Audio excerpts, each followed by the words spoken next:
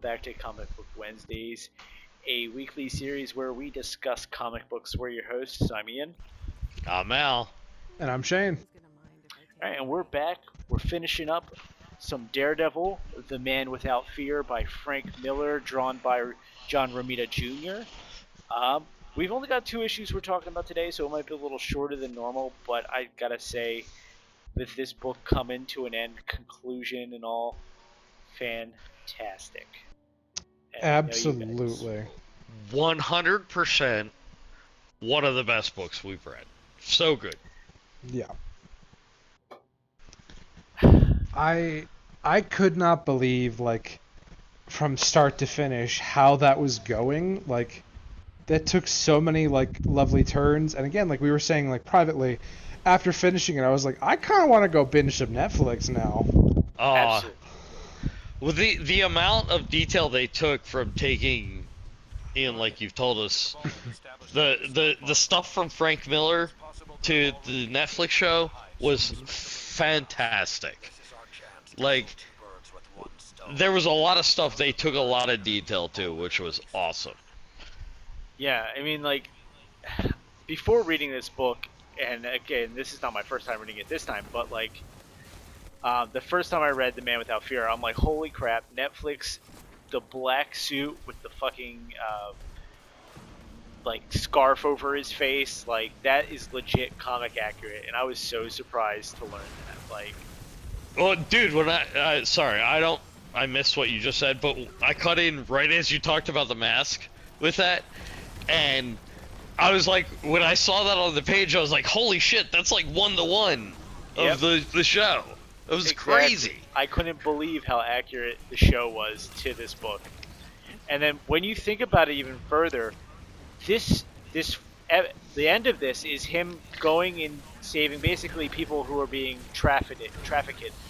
And that's what the first episode of Daredevil is. It was so well done, dude. You know, the beginning of that show opens up with him saving children in like a pure-like situation. It's not a 1-to-1 recreation, but it's pretty damn close. No, but they went there. And then I gotta say, Frank must be like a Nostradamus or something, because he accurately predicted Daredevil saving Mickey. It's just... Yeah. You know, Shane, what's your take on this? Because I like your input and the other side of what we normally get from me and Ian. So what's your take on this? So, okay, here's a little bit of an interesting thing. I came to Daredevil late when it was premiering on Netflix. Like, I didn't watch the first couple of seasons right away. I went back and, like, I watched everything out of order. So, like, I started with Jessica Jones, and then I watched Punisher, and then I went back and watched Daredevil and the Defenders, and, like, I kind of did everything out of order. And, like, Jessica Jones, really, really enjoyed, like, all those seasons. Like, it just got more and more fucked up, but, like, that's all I'll say, because we're not talking about that right now. But, like, with Daredevil, it was so wild to me, like, because to rewatch that, like, you know, watching that out of order and seeing all these references, and then, like, as we're reading this comic book, like, oh my god, like, I have not seen a lot of, like, comic accurate, like, things, like, you know, we've always talked about that, of, like, okay, well, they're gonna do their best, or they're gonna, like, take some creative liberties, but, like, I really do see in this where it was like, okay, cool, here's this page in the comic, here's where this is gonna happen on the TV show, let's just copy-paste most of this. Like, I that's loved so wild how prevalent Foggy was in the comic and the show, because he's one of my favorite characters, like side characters, you know, like we don't need to go into that, but you know what I mean, like the guy in the chair. Yeah, Foggy, you know, he's a really cool character, and I do think that Netflix actually did him a little better than the book. Not saying the book did him bad, but, like, they flush him out a little bit more, and you just... Yeah, definitely. And pardon me, I don't know the actor's name, but that actor is phenomenal, too, so... Yeah, definitely. He played the role so freaking well. So well. to talk more about the comic, and sorry, I'm bouncing around in my head. It just kind of popped in. But No, I you're good. I love Matt's internal monologue in this book, like where he's remembering his past and he's beating the hell out of somebody, and he's like, "Why did you call me Daredevil?" Like he's like, "What are you talking about?" But like, it's just like it's him talking, and then you see the words Daredevil, and it's just like Daredevil, and it hits you with it, and it almost feels like a bass drum beating in the back of your head every single time you see the words on the page. Really freaking cool. Yeah. To add to that, like one of the things that I really like about this is like with a lot of like superheroes or like it sets them apart as like the I am the good guy. This is my moral code, like that we've gotten with Spider-Man and like some of the Avengers. But like with Daredevil, the vibe that I continuously get is that he's just doing his best. And that's just it's gonna have to be good enough. Like at the end with the assassin that he kills, like he just kept telling him like I don't want to kill you. Yep. But that's not meaning. But he keeps walking forward. Like he's gonna do it. He's gonna kill him if he has to. But he's trying to give him a way that out. scene. That scene was so good, phenomenal. And then like Matt using the nightstick to just like bounce the bullet back to the guy's head. It's like, dude, you pulled the trigger. I just deflected it back at you. Yeah, like we have talked about this before. I have a hero complex. I love the hero. You know what I mean? And like that was one of the things that like this comic just made it for me. It was like, yeah, he's the hero.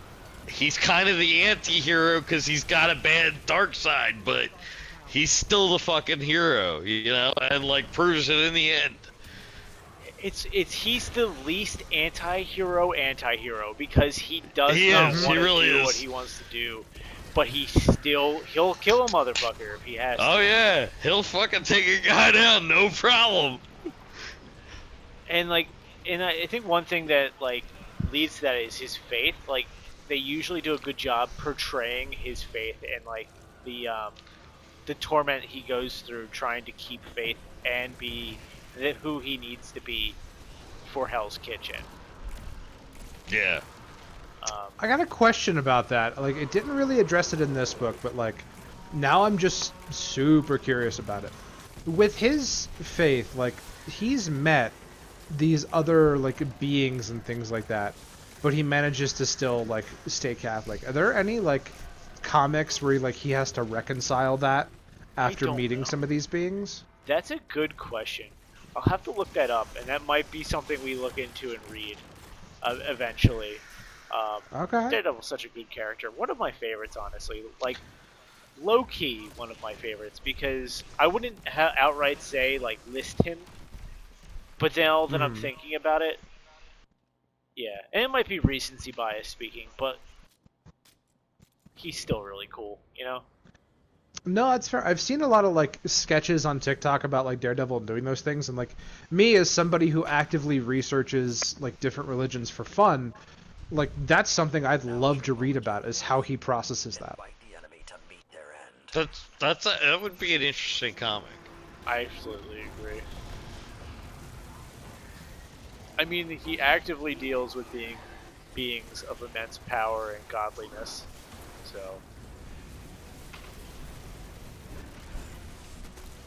Yeah. He's a really interesting character. I want to read more of what they wrote for him. Like he has a really interesting background, and like his takes on religions and stuff. Like I would like to find out more about exactly what you were talking about, Shane. I agree that, and then the one thing I thought this book did really well was it touches on Kingpin. It doesn't go into a lot of detail. It makes him this threat in the distance, something untouchable. And I think that's really good for Frank Miller to have done, because this is an origin story. He's not supposed to fuck with Kingpin yet, Yeah. And it makes me want to dive into it more, because I want to read him versus Kingpin. Yeah, definitely. Yeah, no, I totally agree. It, and that's I really like that because like I thought with 5 issues, like when we've read certain shorter comics, like Power Rangers was a great example of like no Transformers was a good example of this. Where like at the end it was like okay cool let's just wrap everything up because we're at the end, cool we're done. Like this didn't do that, and it was just like we're setting up Daredevil and the universe. We're not giving you all the resolutions. We're opening the door for you to discover them, and I really like that style. I do too. And it's smart too because it wants you to go back and read his Daredevil run. Because remember, as far as publishing goes, this came out after he was done his Daredevil run. This is the end of it, his stuff. But he wrote Oh. it as, an origin story. He rewrote the Daredevil origin story. Because remember, he didn't start Daredevil at issue 1. He picked up in the middle of it while it was ongoing. Oh. And he rewrote the character. I'm gonna have to read the whole thing because it's just really interesting. We're gonna read all of Frank Miller's Daredevil eventually, so we'll get his take on it. As far as all of Daredevil, I'm not gonna read all of Daredevil. There's some really campy shit. I'm sure. Not that it's bad. It's just that there's other things that I'd rather read. But fair enough. Yeah. Yeah, absolutely. But no, man, we got a lot of good stuff coming our way. Now we are going to take a little bit of a break. Mm-hmm. Shane, you got some things going on in the month of July. Alec's going to be on vacation for a little. Woo woo, DR baby. Woo woo. Once we come back, Shane, I believe it is your pick. Yes. What are you thinking, dude? How you feeling? One of the reasons I'm for all of our listeners, I'm actually going to be around the two of you in person. And so what I was kind of hoping to do is show you some of the picks. Wait. show us in person? Yes. Okay. Yeah, I want to show you guys a couple of the issues in person that I'm thinking of and get your opinion because I have them on my phone and I figured out a way to send them to you without having to worry about like Amazon or any of that other nonsense because I'm just tech savvy that way.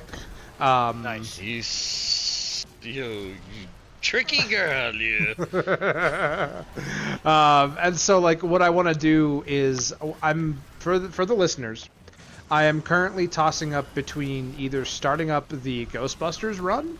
You bastard, you! Delving into some of the darker Power Rangers stories. Oh, you're killing me. Those are the two that I'm leaning towards right now. I'll discuss it with you guys in person, but like, it's either going to be Power Rangers or Ghostbusters when we pick back up. You motherfucker. I'm excited. Yeah, that's going to be great. Either one, honestly. And I feel like eventually we'll get to both. Yeah, definitely. The I'm current with Boom Studios Productions, so like I'm up to date with their stories. As of right now, they're doing their own like version of zombies right now. But it's not like a zombie virus, it's not like anything like that. It's more of here's this hidden thing that was locked away that nobody was supposed to ever use. Dude wants to use it because he wants to save his sister, ends up inadvertently killing his best friend. Now his best friend is possessed by a demon. Nice. Shit. So, yeah, the stories are getting real dark and I'm loving it. So like, yeah, either way it's going to be a good time. Oh, Ghostbusters, I will warn you, is the first few issues are very fan servicey. They're kind of campy, but as it like kind of progresses, it eventually comes into its own life. I feel like the first few issues they tried to like just suck the fans in as much as they could. Nothing wrong with little camp. No, Yeah, it's that's right. Little fan service with the first few issues, but like just to give a heads up.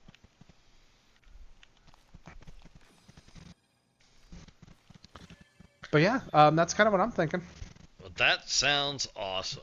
I'm into it. So I think I have pretty much wrapped up my thoughts on Daredevil. It was fucking blast. I'm glad we read it. Anything else? only that it was fantastic, and I am super glad we read it too. I Right. can't wait to read more of it. Like that really, really helped me fall in love with the character. Like seeing some of those comic book origins. So I really enjoyed it. Cool. I'm excited. I can't wait to read his run. Like I said, we want to do that, and then there's this um, there's this other book, right? He kind of wrote it as an epilogue to his run that like kind of ties everything together. So we have a good starting point. We'll have the run, and then we'll have a nice capping point, and we'll get through it all Sweet. eventually. All right. Well, I Sounds like a think plan to me. that was everything, guys. So y'all have a good night. Hey, thanks for listening. Night, y'all.